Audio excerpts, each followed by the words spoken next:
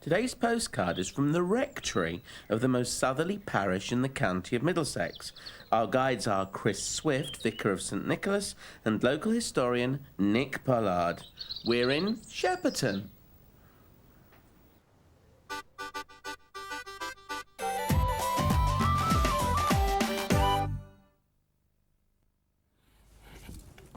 Now, you're very lucky indeed, because Chris has invited us to look at the rectory, and you don't get many offers out like that. Not many offers like that. No, we're very choosy. Now, that great man Nicholas Pevsner, who knows all about buildings and architecture, he said about this? He said it was the finest rectory in Middlesex, and it's a more interesting building than it appears on the outside.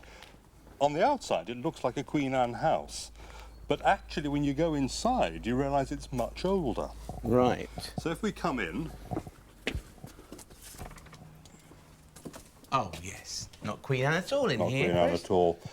Probably about 1480, 1490. It's a late medieval hall, and it has a very distinguished ghost, it is claimed. The second rector to live in the house was probably a man called William Grocyn, and Grocyn was a great friend of Erasmus, the famous humanist scholar. Yes. It's said Erasmus stayed here, although there's no proof for it. But there was a rector here in the 30s who had 7 sisters, I think, who all lived in the house with him. And one of them was ill in bed. And she saw a man come in late Renaissance dress. And sometime later, when she's better, she's at Hampton Court, and she sees Holbein's picture of Erasmus and says, "That's the fella." Wow. So we call the ghost Erasmus. Well, Russell, Chris was saying earlier about how this was a much older building which had been disguised to look like a later building, and you can actually see what he was talking about on the corner here.